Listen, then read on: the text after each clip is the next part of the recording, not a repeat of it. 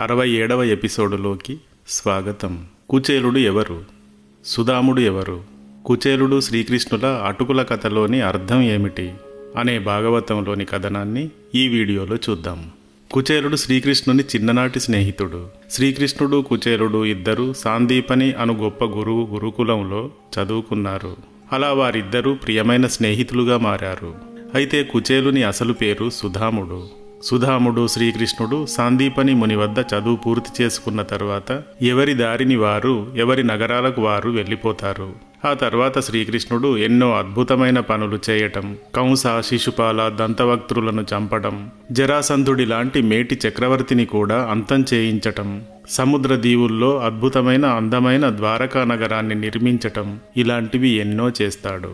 ఆయన తన జీవితం నిండా ఎన్నో లీలలను చేస్తాడు.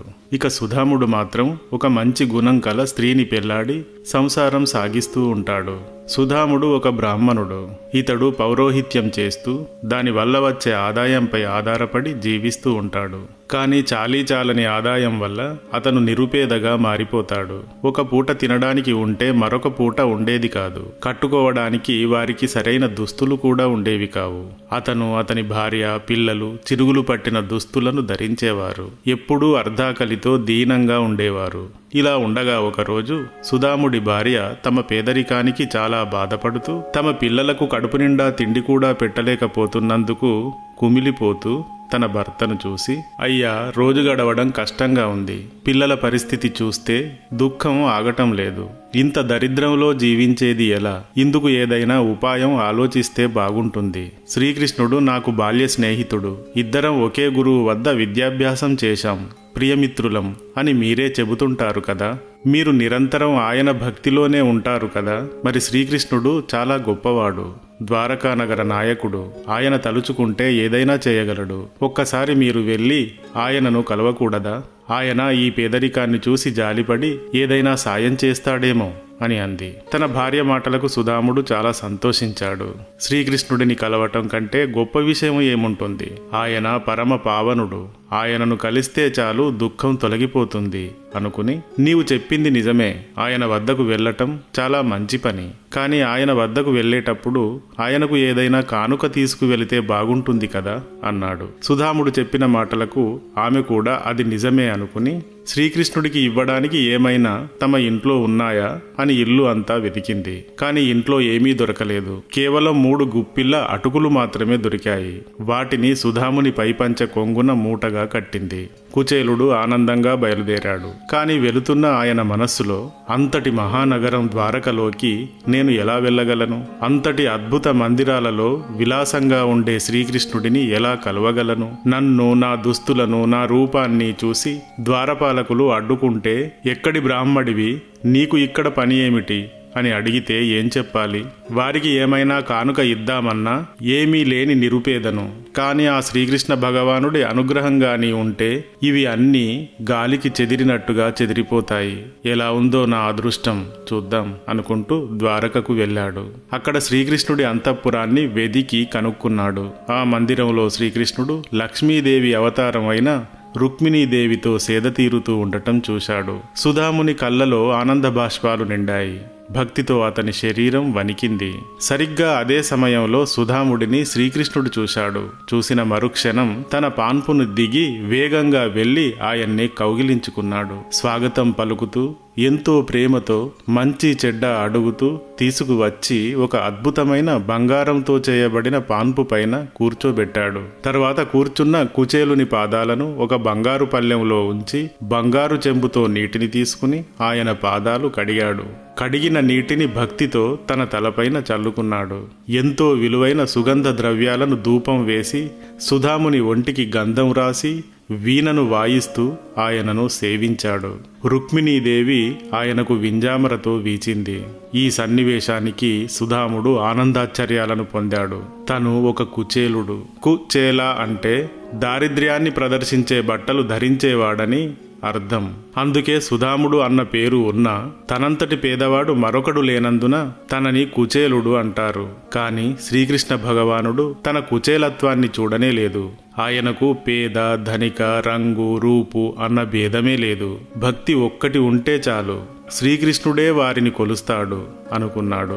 అంతఃపురంలోని పరిచారకులు అంతా జరుగుతున్నది చూస్తూ ఆశ్చర్యపోయారు. ఈ బ్రాహ్మణుడు ఎంత అదృష్టవంతుడు అని, ఎన్ని పూజల ఫలమో, ఎంతటి కఠోర తపస్సు చేసిన ఫలితమో ఇది అనుకున్నారు. తర్వాత శ్రీకృష్ణుడు కుచేలుని చేతిని తన చేతిలోకి తీసుకుని ఆయన భార్యా పిల్లలను గురించి కుశలం అడిగాడు. చిన్ననాటి సంగతులు గుర్తుకు తెచ్చాడు. సుధామా, మనం సాందీపని ముని గురుకులంలో చదువుతున్నప్పుడు గురుపత్ని మనల్ని అడవికి వెళ్లి కట్టెలు తీసుకురమ్మని ఒకసారి ఆజ్ఞాపించింది. గుర్తు ఉందా? మనం వెళ్ళాం. కానీ వెళ్ళాక భారీ వర్షం వచ్చింది. తెల్లవారులు వర్షం ఆగలేదు. మనం వర్షంలో తడుస్తూ ముద్ద కట్టుకుపోయాం. తెల్లవారాక మనల్ని వెతుకుతూ గురువుగారు వచ్చారు. మనల్ని చూసి చాలా విచారించారు. మీరు ఈ విధంగా గురు రుణం తీర్చుకున్నారు అని ఆయన దీవించాడు. ఇవి అన్నీ నీకు గుర్తున్నాయా ఇంకా అని అడిగాడు శ్రీకృష్ణుడు. నాకు అన్నీ గుర్తున్నాయి, కానీ ఎన్నో విషయాల్లో తలదూర్చి ఉండే నీకు గుర్తుండటం అద్భుతం. అయినా శ్రీకృష్ణ, నిన్ను మించిన గురువు ఉంటాడా? నీవే జగత్ గురువు. నీ నోటి నుండి వెలువడే ప్రతి మాట ఒక ప్రవచనం అనుకోవడమే గాని భూమిపైన జరిగేవి అన్నీ నీలీలలే అన్నాడు సుధాముడు. సుధాముడు ఎలా వచ్చాడు, ఎందుకు వచ్చాడు అని శ్రీకృష్ణునికి తెలుసు. కాబట్టి మనసులో నవ్వుకుంటూ, నీవు ఇక్కడికి వస్తూ భక్తితో నాకు ఏం తెచ్చావు? నాకు ఇచ్చేది ఎంత స్వల్పమైనదైనా, ఎంతటి విలువైన కొండంతదైనా ఒక్కటే, భక్తితో ఇస్తే చాలు అన్నాడు. కాని ఇంతటి సర్వ సంపదతో తులతూగుతున్న శ్రీకృష్ణుడికి 3 పిడికిళ్ళ అటుకులు తెచ్చాను అని ఎలా ఇవ్వను అని మౌనంగా తలవంచి ఉండిపోయాడు. ఈ కుచేలుడు గత జన్మలో ఏ ఐశ్వర్యాన్ని కోరి తనను సేవించలేదు.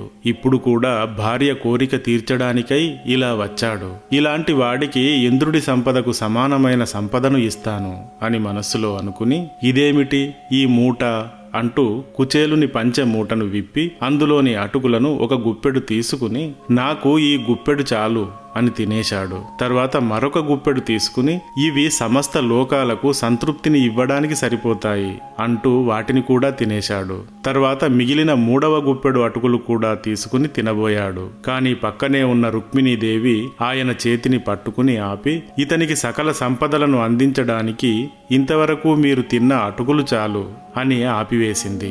3వ పిడికెడు తింటే సుధాముడికి భౌతిక జీవితం నిండా పూర్తయి మోక్షాన్ని పొందేవాడు. కాని జీవుడు తన జీవితాన్ని తాను జీవించి తన మార్గంలో మంచి పనులు చేసి ముక్తిని పొందవలసి ఉంటుంది. అందుకని సుధాముడు మోక్షం పొందడానికి భూమిపైన చేయవలసిన కర్తవ్యం ఇంకా ఉంది కనుక రుక్మిణీదేవి అలా ఆపింది. అదీ కాక సంపద ఎవరికైనా ఒక స్థాయి వరకు ఉండాలి. అది దాటితే అది తప్పు అవుతుంది. రుక్మిణీదేవి లక్ష్మీదేవి యొక్క అవతారం, సంపదలకు అధిదేవత. కాబట్టి ఆమె శ్రీకృష్ణుడిని ఆపింది. తర్వాత సుధాముడు శ్రీకృష్ణుడి వద్ద సెలవు తీసుకుని తన నగరానికి వెళ్ళాడు. తన నగరం చేరాక అక్కడ ఒక అద్భుత భవనంలో చాలా మంది నౌకర్లు కనబడ్డారు. అది ఒక ఇంద్రభవనంలా కనబడింది. ఎవరిదో అదృష్టవంతుడిది అనుకున్నాడు సుధాముడు. కానీ ఈలోగా ఆ భవనంలో నుండి కొందరు నౌకర్లు వచ్చి కుచేలుడిని లోనికి తీసుకువెళ్లారు. అప్పుడు కుచేలునికి అర్థం అయ్యింది అది తన భవనమే అని. అది శ్రీకృష్ణుడి యొక్క అనుగ్రహం అని కూడా అర్థమయ్యింది. ఆగర్భ దరిద్రుడినైన నేను ఎక్కడ, లోకంలోని సంపదకంతటికీ అధిదేవత అయిన లక్ష్మీదేవిని ధరించే శ్రీకృష్ణుడు ఎక్కడ? అతను తనను కౌగిలించుకున్నాడు, కాళ్ళు కడిగాడు, కాళ్ళు పట్టాడు. ఇది కదా భక్తి ఫలితం. ఆయన భక్తికి ఎంతలా లొంగిపోతాడో కదా అని మనస్సులోనే శ్రీకృష్ణుడిని కీర్తించాడు. అయితే సుధాముడు అంత కటిక పేదవాడవటం, శ్రీకృష్ణుడిని దర్శించాలనుకున్నప్పుడు అతని వద్ద కొన్ని అటుకులు మాత్రమే మిగిలి ఉండటం వెనక ఒక కథ ఉంది. శ్రీకృష్ణుడు సుధాముడు సాందీపని ముని గురుకులంలో చదువుతూ ఉన్నప్పుడు ఒకరోజు ఇద్దరు పూలు పళ్ళు తేవడానికి అడవికి వెళతారు. అడవిలో చాలా దూరం తిరగాల్సి వస్తుంది. అలా తిరిగి తిరిగి ఇద్దరు అలసిపోతారు. ఆకలి కూడా అవుతుంది. ఒక చెట్టు నీడన కాసేపు విశ్రాంతిగా పడుకుంటారు. ఇంటి వద్ద నుండి వచ్చేటప్పుడు గురుపత్ని ఆకలేస్తే తినడానికి అంటూ కాసిన్ని అటుకులు ఇచ్చింది. ఆ అటుకులను సుధాముడు ఒక్కడే తినసాగాడు. కళ్ళు మూసుకుని పడుకుని ఉన్న శ్రీకృష్ణుడు, సుధామా ఏం తింటున్నావు అని అడిగాడు. ఏం లేదులే అని సమాధానం ఇచ్చాడు సుధాముడు. అప్పుడు శ్రీకృష్ణుడు సుధాముడికి ఒక చిన్న కథ చెప్పాడు. పూర్వం ఇద్దరు స్నేహితులు ఉండేవారు. వారిద్దరిలో ఒకడు రెండవ వాడికి తినడానికి ఏమీ ఇవ్వకుండా అంతా తానే తినేశాడు. రెండవ వాడు తినడానికి ఏమైనా ఉందా అని అడగగా ఏముంది తినడానికి, బురద తప్ప అని సమాధానమిచ్చాడు. దానికి రెండవ వాడు తథాస్తు అన్నాడు. ఆ తర్వాత తన స్నేహితుడికి మిగిల్చకుండా అంతా తానే తిని ఏముంది తినడానికి బురద తప్ప అన్నందుకు అతడికి తర్వాతి జీవితం అంతా బురద మాత్రమే మిగిలింది అని చెప్పాడు. ఇతరులకు చెందాల్సింది కూడా తానే స్వంతం చేసుకుని ఇతరులకు పేదరికాన్ని మిగిల్చేవారికి ఇలా బురదే గతి అవుతుంది. అందుకే సుధాముడు గతిలేని కుచేలుడు అయ్యాడు. తిరిగి అవే అటుకులు శ్రీకృష్ణుడికి సమర్పించగా కుచేలుడు సర్వ సంపదలు పొందాడు. అయితే అటుకులుగా చెప్పబడే ఈ శ్రీకృష్ణుడికి ఇచ్చిన ఆహారం భక్తి భావన. ఈ భక్తి భావన లేకుండా శ్రీకృష్ణుడికి ఏమిచ్చినా అది బురదతో సమానమే అని. ఇది శ్రీకృష్ణుడికి కుచేలుడు ఇచ్చిన అటుకుల వెనక ఆశ్చర్యకర రహస్యం అన్న కథనం. ఇక భాగవతంలోని మిగతా కథని 68వ ఎపిసోడులో చెప్పుకుందాం. Thank you.